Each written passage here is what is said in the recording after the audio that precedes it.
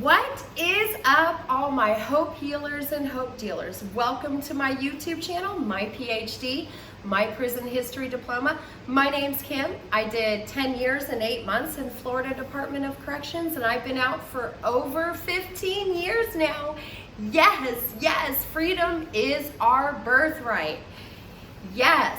So, I've talked to many people in regards to, I'm very open about my life. I'm very open that I did 10 years and 8 months in Florida Department of Corrections. I did time from 1995, the end of 1995, into the beginning of 2007. And I am going to do a video at a later date about what it looked like as far as the world and what changed. And whoo, you guys would be absolutely surprised at how much I had to learn to live in the free world with all the changes that happened during that time. I want y'all to sit down and think about that. But this video is super important to me because I wanted to do a video in regards to racism during my incarceration. It's something that people ask me all the time. Were there gangs? Was there racism? So I'm gonna make this video and I'm gonna let y'all know what it looked like as a Caucasian woman if there was racism. So I'm gonna just go ahead and surprise y'all right from the very beginning in regards to racism. There wasn't any. I'm not even BSing y'all. Like, seriously, there was not a color issue there. What I will say is that during my incarceration, obviously you notice people's skin color. Let's just get real, What I noticed was that there was more brown and dark-skinned people incarcerated versus white people. Just to be transparent. It was like very obvious and very glaring that the system was more geared towards black and brown people. Let's just get real with it. To be a white girl during my incarceration, it was just so obvious to me how much they aimed the system towards those communities.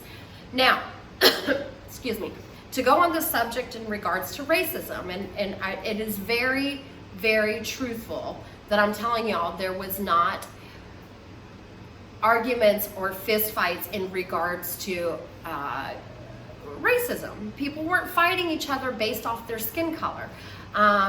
If there were fistfights or if there were arguments, it typically was over girlfriends,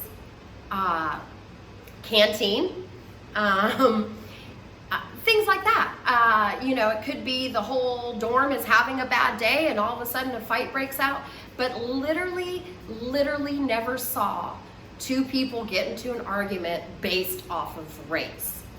As a matter of fact, I will tell y'all this from my experience, for the most part, people got along that were incarcerated. It was almost like we were all in war together and we were just looking to come out alive.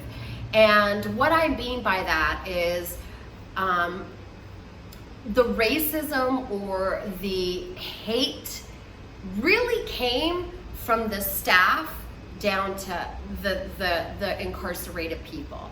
So it was mostly staff that was against inmates as a whole. And what I mean by that is it was typically us against them and vice versa, them against us, okay? We were all trying to stay ahead of the guards and the guards were trying to stay ahead of us, and it was just a big old, I would say a chess game between us and the guards. The reason why we knew collectively that it was important for us as incarcerated people to stick together is because it was us against the staff. It really was. And the only way that we could come out winning, and what I mean by winning is to bring to light abuse, to prevent abuse from staff to incarcerated women. we knew that we had to stick together to make sure that the abuse and the staff that wanted to talk down to us, if we didn't stick together, they would win. So we stuck together. We did. And I wanted to bring this subject up because I noticed that here in the free world, there's way more division with people than there was amongst us girls that were incarcerated together. It's crazy to me because you would think that in prison it was going to be very prevalent and it was going to be like, oh, people fighting people because, you know, she's white and she's black. It wasn't like that. But when I came into the free world and I noticed that those were some things that people were arguing about, it blew my mind. It blew my mind because at the end of the day, we all bleed red. We all bleed red, and freedom is our birthright. And the best way that they can take our freedom is to keep us divided. And if people don't wake up to that, I unfortunately envision a world where our freedom and our liberties get taken from us because we're too busy fighting each other, not seeing who the real perpetrator is. And what I mean by that is government, politics, things that is thrown out there to keep people divided. So we're distracted, and slowly they're taking away those freedoms and those liberties.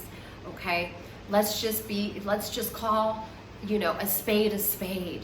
Right now, it is not a world that I think I should be living in. I should not be living in a world where the government has absolute control over the people and the people are fighting each other. It is not like, it shouldn't be like that, y'all. Freedom is our birthright, and the more that we're divided, the more the freedom is going to be taken from us. And I'm coming to you right now, and I want to breathe life and hope into you, because let me tell you all, if us girls that were incarcerated could get along and not allow ourselves to be subjected to that division that the guards would try to put between us, and let me tell you, they had tricks. They tried to get people to fist fight. They would go and whisper in somebody's ear, so-and-so snitched on you about whatever. We would step to each other and work it out and see that it wasn't somebody that snitched on us. It was actually a guard that noticed something was off or whatever. They like to sprinkle in those games because they knew that if they kept us divided, it kept them in a control position.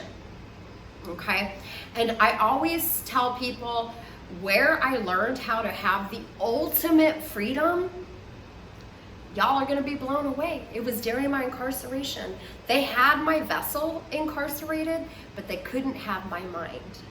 I had freedom of the mind, y'all, and let me tell you, the things that you can accomplish that I was able to accomplish during my incarceration because my mind was so free.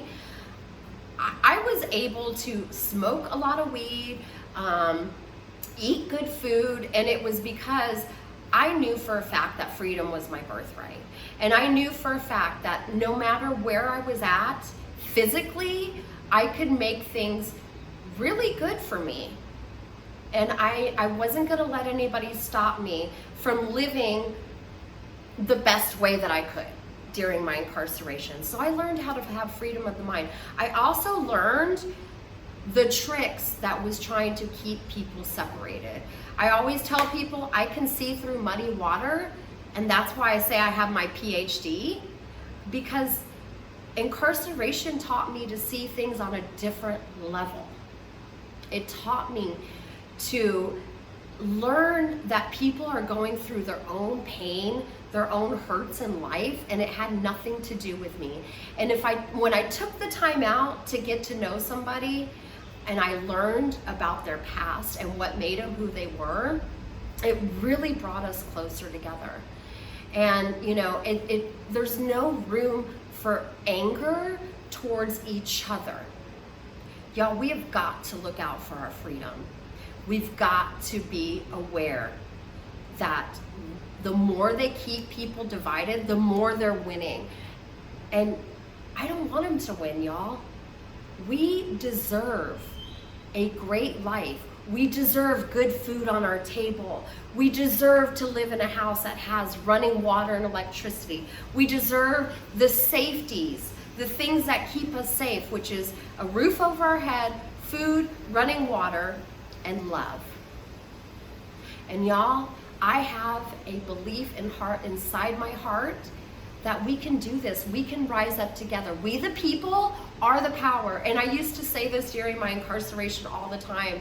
It's more of us than there is of them. We're the power at the end of the day. Yeah, they had us, in those fences with the razor wire fence, but at the end of the day, it was our town, okay?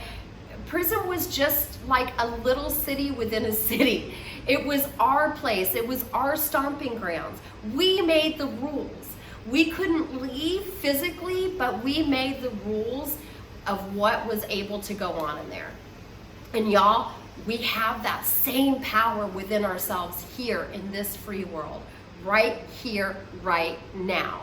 And if we don't stand up right now and come together right now, they're gonna get away with taking our freedom.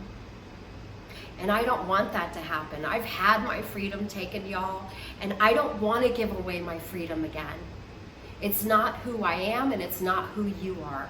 So to all my hope healers and hope dealers, freedom is our birthright. We all bleed red. Division should no longer be a thing amongst the people. So let's come together and make this world a better place and live free. Eat good food, live a good life, and be happy. That's what we're here to learn lessons, but we're also here to enjoy life. This is a privilege. This is a privilege. And freedom, let me tell you, there are nefarious people out there that want to take freedom from us. It is up to us to stop it. There's a really great YouTube video that I strongly recommend everybody watch. It's called The Grand Refusal. A guy named Michael has steps on, we all have heard of the Great Reset, and the best way to combat it is with the Grand Refusal. But it takes us sticking together. And I got that hope and I got that faith in my heart. So all my hope healers and hope dealers, let's stick together. This is our life. We are the author and creator of this life, and the best way to conquer tyranny is through unity. I love y'all. Thank you.